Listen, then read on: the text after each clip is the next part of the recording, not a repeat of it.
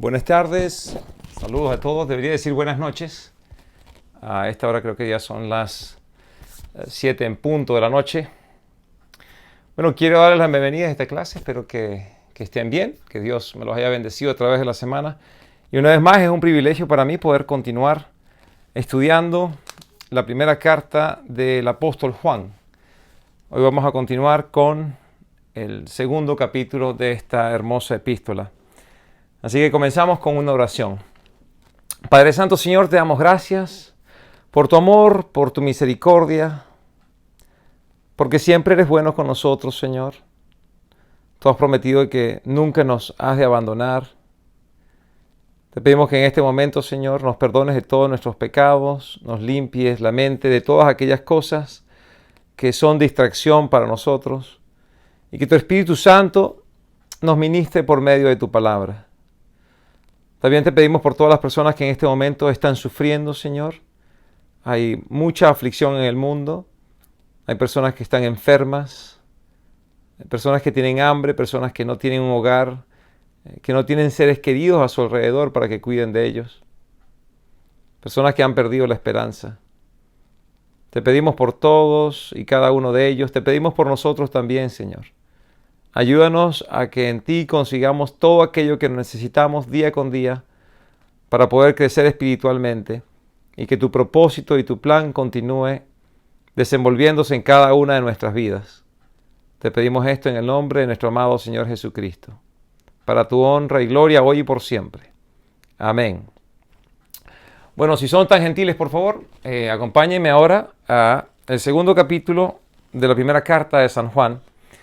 La semana pasada terminamos justamente con este primer verso del segundo capítulo y dice lo siguiente: mis queridos hijos, les escribo estas cosas para que no pequen. Y les hacía mención precisamente de que ahí hay una más de las razones por las cuales Juan escribe esta epístola. Hay varias razones por las que Juan escribió esta primera epístola. En el tercer verso del primer capítulo conseguimos una de esas razones. Dice: les escribimos o les anunciamos lo que hemos visto y oído para que también ustedes tengan comunión con nosotros. Y luego explica: nuestra comunión es con el Padre y con el Hijo Jesucristo. O sea que la primera razón que vemos aquí que Juan dice por qué escribe esta carta es para que podamos todos juntos tener comunión. Comunión entre tu persona y la mía, por medio del Espíritu Santo, por supuesto, y comunión entre todos nosotros que hemos nacido de nuevo, con el Padre Celestial y con su Hijo Jesucristo. La segunda razón también se presenta en el primer capítulo. ¿Por qué Juan escribió esta carta? Dice: les escribimos estas cosas para que nuestra alegría sea completa. Ya en Jesucristo hemos recibido un gran gozo de nuestra salvación, el perdón del pecado, la comunión con el Padre. Pero es necesario que entendamos ciertos principios para que este gozo pueda ser ejercitado, pueda ser disfrutado por completo. Y ese gozo se conoce, se ejercita y se disfruta dentro de la obediencia. Y eso es algo que vamos a ver precisamente en este capítulo. Lo mencionamos con anterioridad en el capítulo anterior y ahora lo mencionamos nuevamente. La tercera razón por la cual esta carta fue escrita ya la leímos. Mis queridos hijos, les escribo estas cosas para que no pequen. La palabra allí, cuando dice hijos, por lo menos en la versión que estoy leyendo en griego, dice teknion, que es interesante porque en realidad es un diminutivo de otra palabra griega que es teknon. Teknion es el diminutivo de teknon.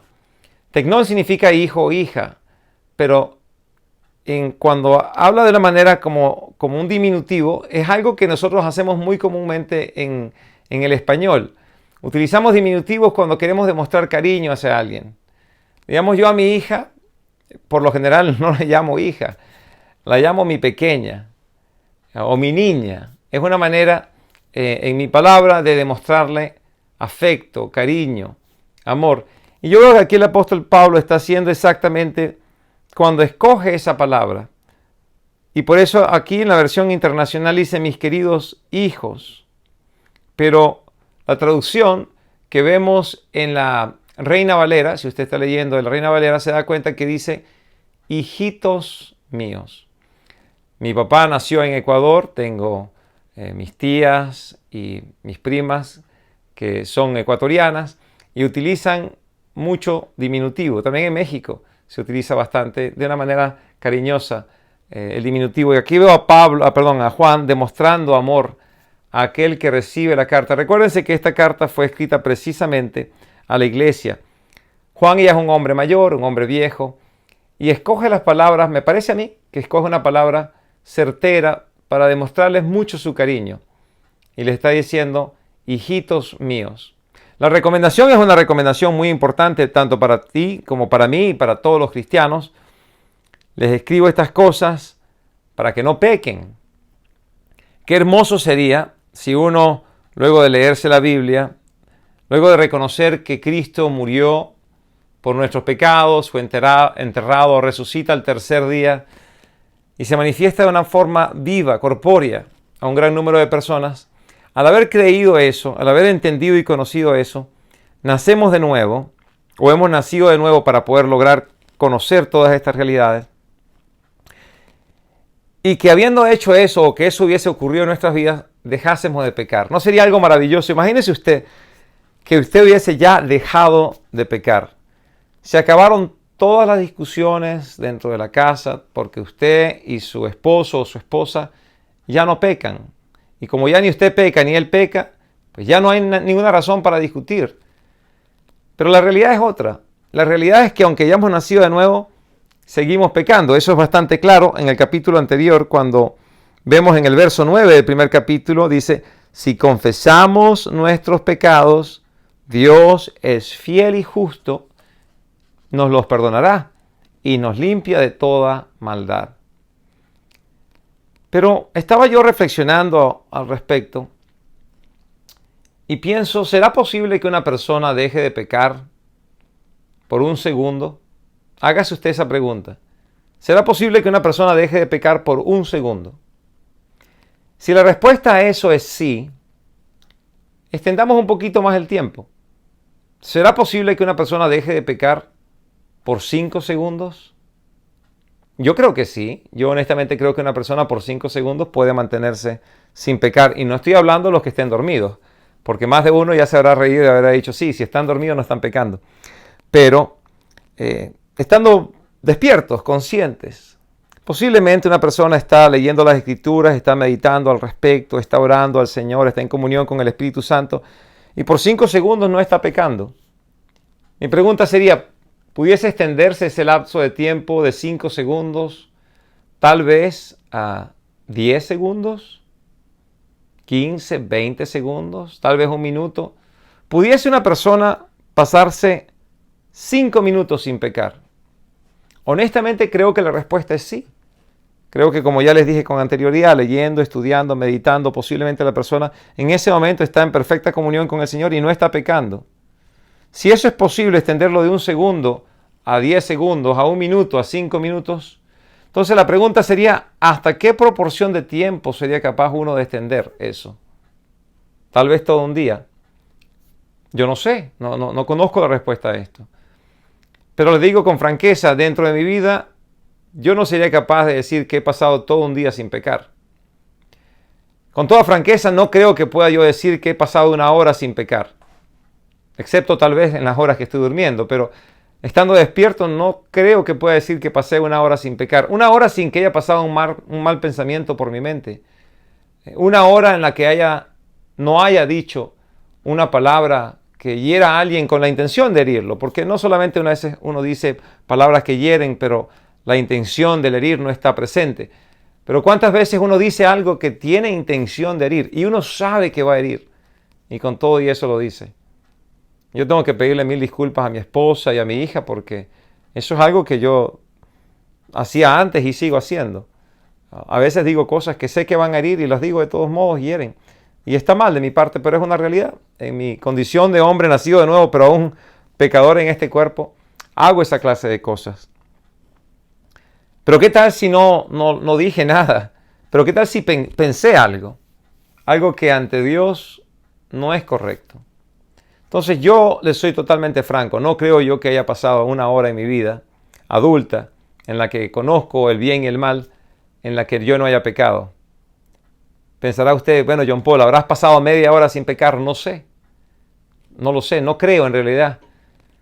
Porque si no peco de palabra o de pensamiento o de acción, también puedo estar pecando de omisión, sabiendo aquello que debía de haber hecho, debía de haber dicho y no lo hice.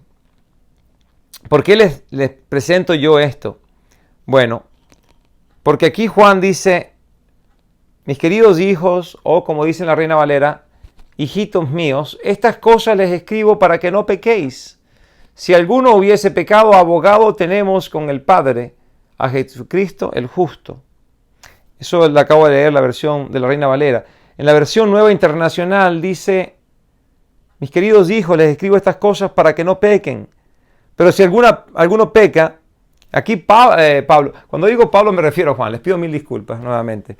Lo dije con anterioridad en el capítulo pasado y me vuelve a ocurrir de vez en cuando, se me asoma el nombre de Pablo en el medio del estudio. Pero Juan dice, tenemos ante el Padre a un intercesor, a Jesucristo el justo. Qué interesante, tenemos. Juan no se excluye dentro de aquellos que están dentro de un cuerpo que puede pecar. Les dice a los lectores, a ti y a mí, a los que reciben la carta, que estas cosas fueron escritas para que no pequen, para que no pequemos. Pero si alguno peca, y luego se incluye allí, tenemos ante el Padre a un intercesor. Yo no sé si usted se ha leído el libro de Job, un libro muy hermoso, son 42 capítulos, se los sugiero que lo lean. Cuando yo les haga mención de algún libro bíblico, créame que sería bastante propicio si usted, antes de que llegue la semana siguiente, sea capaz de regresar y procurar leerse el pasaje que les voy a decir, o por lo menos, si tiene tiempo, léase el libro. Si no tiene tiempo, por lo menos el capítulo. Y si no tiene tiempo ni para el capítulo, léase por lo menos el verso. Pero en Job 9, versículo 33, voy a ir para allá, algo muy hermoso está pasando. Job está sufriendo, sus amigos están presentes, pero no le son de gran consolación. Y Job menciona que qué bueno sería si existiese alguien que pudiese interceder por él. Versículo 33 del 9º capítulo de Job. Leamos desde el verso 32. Dice, Dios no es hombre como yo, para que juntos compadezcamos ante un tribunal. No hay un juez entre nosotros que decida el caso por los dos. Otras versiones dicen, no hay alguien que interceda, no hay alguien que coloque la mano entre Dios o sobre mi hombro y sobre el de Dios y se convierta en el mediador. A eso es lo que está diciendo Job, está sufriendo y él dice, no existirá alguien que pudiese compadecer por mí ante el Señor. Y aquí Juan nos está diciendo a nosotros que ese alguien sí existe. Ese intercesor, como dice aquí en el segundo, al final del primer verso, ese intercesor es Jesucristo mismo. Jesucristo el justo. La palabra intercesor en griego es paracleto. Posiblemente usted lo haya escuchado con anterioridad. Si es una persona que tiene tiempo en el Evangelio, por supuesto, ya conoce la palabra. Porque el paracleto es la palabra que utilizamos para describir la función del Espíritu Santo. Y a medida que estaba yo estudiando este capítulo, me doy cuenta que el único autor bíblico que utiliza la palabra paracleto es precisamente Juan. Lo utiliza en 5 diferentes ocasiones. Aquí en el segundo capítulo de la primera carta de Juan, es la última vez en que va a utilizar esta palabra paracleto. Pero con anterioridad lo va a utilizar en 4 oportunidades en su carta, conocida como el Evangelio de San Juan. Quiero que me acompañen allí porque vamos a ver cosas muy interesantes con respecto a lo que es este intercesor, este paracleto. Aquí en este caso estamos hablando de Jesucristo mismo, que va a interceder por nosotros cuando nosotros pecamos. Porque Jesucristo, aparte de haber muerto en la cruz para el perdón de nuestros pecados, resucitado y ascendido a los cielos, Jesucristo cuando asciende a los cielos, asciende con una misión muy, muy específica. Y es la de convertirse en nuestro sumo sacerdote. Por ende, Él está intercediendo tanto por ti como por mí, como por toda su iglesia. Y lo va a continuar haciendo hasta que tenga que levantarse de esa posición de intercesor y tomar el rollo que se ve en el capítulo 6 de el capítulo 5, perdón, de la carta o el libro del Apocalipsis, o el libro de Revelación, como se llama también. Cuando Él toma el rollo y comienza a romper los sellos, no está intercediendo por la iglesia. Al leer eso nos hace ver que Jesucristo ya está en la presencia del Señor. Voy a ir un momento para aquí al capítulo 5 de el libro del Apocalipsis. Dense cuenta de esto, es bien interesante, porque esto por supuesto porque me viene a la mente en este momento. Pero en el 5º capítulo de la carta apocalíptica dice lo siguiente: en la mano derecha del que estaba sentado en el trono vi un rollo escrito por ambos lados y sellado con 7 sellos. También vi un ángel poderoso que proclamaba con gran voz: ¿quién es digno de romper los sellos y abrir el rollo? Pero ni en el cielo, ni en la tierra, ni debajo de la tierra hubo nadie capaz de abrirlo, ni de examinar su contenido. Y lloraba yo mucho porque no se había encontrado a nadie que fuera digno de abrir el rollo, ni de examinar su contenido. Uno de los ancianos me dijo: deja de llorar, que ya el león de la tribu de Judá, la raíz de David, ha vencido. Y él sí puede abrir el rollo y sus 7 sellos. Y entonces vi en medio de los 4 seres vivientes y del trono y de los ancianos a un cordero que estaba de pie y parecía haber sido sacrificado. Tenía 7 cuernos y 7 ojos, que son los 7 espíritus de Dios enviados por toda la tierra. Se acercó, y recibió el rollo de la mano derecha del que estaba sentado en el trono. La misión de intercesión de Jesucristo como nuestro sumo sacerdote ante el Padre Todopoderoso sentado en el trono celestial cesa en el momento en que Él toma el rollo y comienza ahora a producir en la tierra una cantidad de dificultades que va a obligar al mundo a reconocer que Dios está enviando su ira contra el mundo. Vamos, si me acompañan, por favor, a la carta de San Juan, al Evangelio de San Juan, capítulo 14, versículo 16. Vamos a ver ciertos pasajes allí que nos hablan de la función de este Paracleto. Mientras están buscando ese pasaje, les hago referencia a la palabra. La palabra Paracleto está compuesta por 2 palabras, para y kaleo. La palabra para significa a un lado, así como tenemos las líneas que son paralelas. Y también tenemos la palabra kaleo, en inglés suena bastante como la palabra llamar, que es call. La palabra kaleo significa llamar. Y entonces el Paracleto es aquel que ha sido llamado para que esté al lado de alguien. En este caso Jesucristo al lado nuestro, intercediendo por nosotros. Aquí el Espíritu Santo al lado nuestro, que va a cumplir cierta cantidad de funciones. Pero es muy lindo darnos cuenta que la palabra se parece bastante. La palabra kaleo, de llamar, se utiliza dentro de lo que se conoce como la iglesia. Dese cuenta que el nombre de la iglesia es la eclesia. Ek de salir y klesia de kaleo, que es llamado. Llamados a salir ¿de dónde? Del mundo. Así que es bien interesante cómo se utilizan estas palabras en griego. Espero que ya esté en el capítulo 14 del Evangelio de San Juan. Verso 16 dice lo siguiente: y yo le pediré al Padre, es Jesucristo quien está hablando, y Él les dará otro consolador para que les acompañe siempre. Entonces nos damos cuenta que este Paracleto es precisamente el Espíritu Santo que nos va a acompañar siempre. Jesucristo está llamando a no solamente un consolador, sino está llamando a alguien que nos va a acompañar en todo momento. Ciertamente parte de la función que hace el Espíritu Santo es consolar. Claro que sí, por supuesto. Hay versiones en inglés que, aparte de consolar, la palabra que utilizan en inglés es comforter.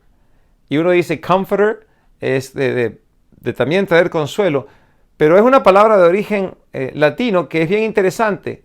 Con, que significa junto, ¿sabes? Como en español, contigo, junto, con, y fortus, que es fuerza. Y entonces tenemos al parakaleo que no solamente consuela, sino que fortifica.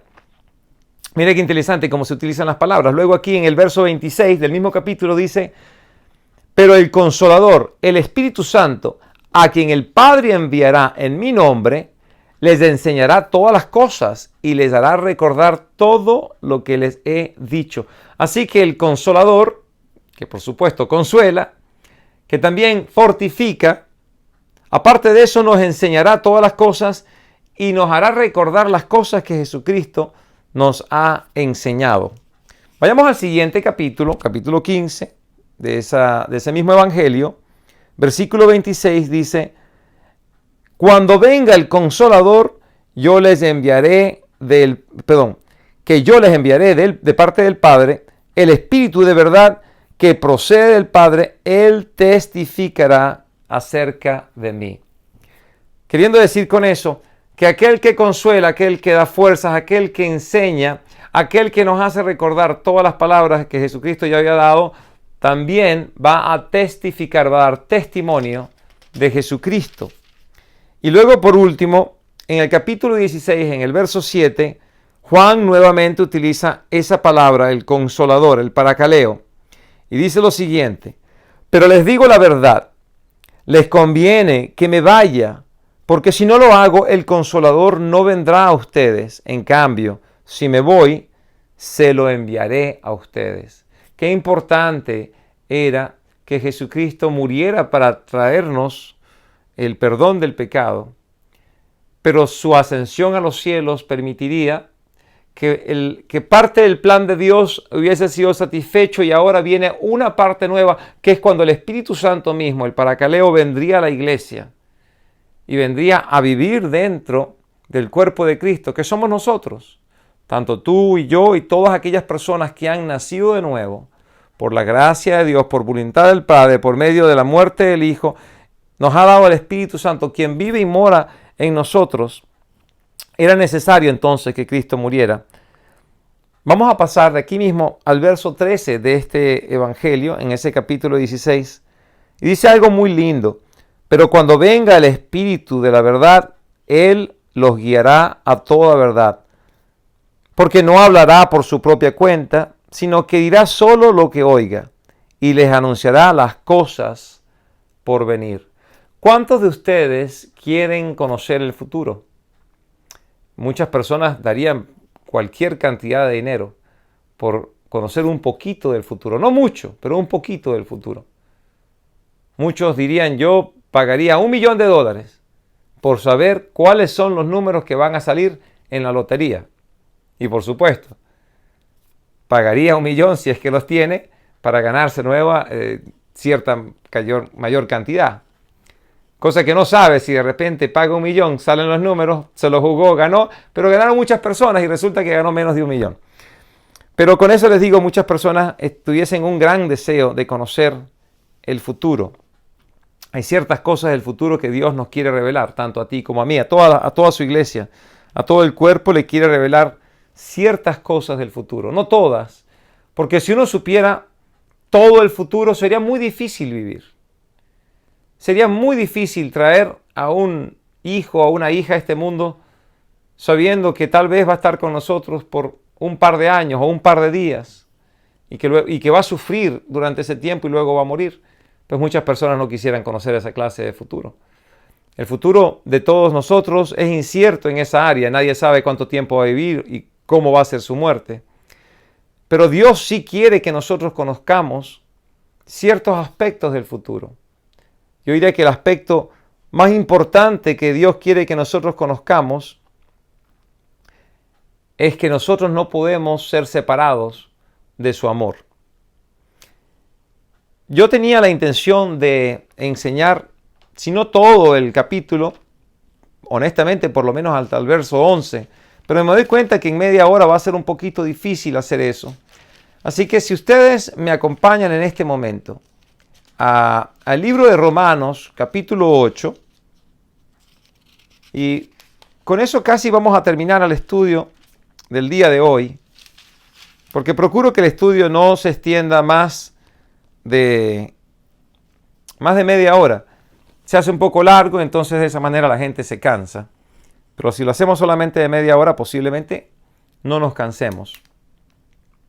Dice en el libro de Romanos, capítulo 8, algo muy interesante con respecto a el presente y el futuro. Vámonos al verso número 1 de este capítulo y vamos a ir al final del capítulo. Dice 8, versículo 1. Por lo tanto, no hay ninguna condenación para los que están unidos a Cristo Jesús, pues por medio de él la ley espiritual de la vida me ha librado de la ley del pecado y de la muerte. No hay ninguna condenación para aquel que ha nacido de nuevo, que está en Cristo Jesús. Se une bastante bien a lo que acabamos de leer. Juan dice, les escribo estas cosas, mis pequeños hijos, para que no pequen, pero si alguno peca, pues recuérdense que tenemos nosotros un abogado, tenemos a un intercesor, tenemos al Paracleto que está haciendo intercesión por nosotros ante el Padre. Aquí luego Pablo dice, por lo tanto, ya no hay ninguna condenación para los que están unidos a Cristo. Pero si pequé, ¿cómo no hay condenación? Y les está diciendo, si naciste de nuevo, Dios no te va a condenar por ese pecado. Lo que hace ese pecado es romper tu comunión con el Señor. Tu relación con el Señor ha sido perfectamente establecida a través de la gracia de Dios por medio de la muerte y resurrección de Jesucristo. Y nos ha salvado del castigo, de la condenación eterna por el pecado. No hay condenación. Pero esta relación que existe entre nosotros, hijos de Dios, y Él siendo Padre por medio de Jesucristo, sufre por medio del pecado. Y entonces se pierde esa comunión. Por eso es tan indispensable que seamos capaces de confesar nuestras culpas ante el Señor para que nos perdone nuevamente y podamos restablecer esa comunión. Algo también que Dios quiere que nosotros sepamos, lo vamos a conseguir en el verso 37. Esto con respecto al futuro. Dice, sin embargo, en todo esto somos más que vencedores por medio de aquel que nos amó. Hablando de Jesucristo, por supuesto, nos amó hasta el punto de morir por nosotros en la cruz. Pues estoy convencido de que ni la muerte ni la vida, ni los ángeles ni los demonios, ni lo presente ni lo porvenir, ni los poderes, ni lo alto, ni lo profundo, ni ninguna cosa alguna en toda la creación podrá separarnos del amor que Dios nos ha manifestado en Cristo Jesús, nuestro Señor. Dios quiere que nosotros sepamos cosas importantes del futuro. Una de ellas es que no hay absolutamente nada que nos pueda separar de su amor. Amor que Él nos ha dado por medio de Jesucristo. Hay tantas cosas más que pudiésemos conversar a través de esta primera carta de Juan, a través de este segundo capítulo. Y solamente hemos llegado al primer verso. Jesucristo es el intercesor. Jesucristo el justo. Si Dios lo permite, la semana que viene me gustaría comenzar ahí donde quedamos. Pero quiero comenzar con el nombre Jesucristo. Porque hay muchas cosas hermosas que la Biblia nos quiere decir con respecto. ¿Qué hace Jesucristo? ¿Qué nos proporciona Jesucristo? ¿Quién es Jesucristo?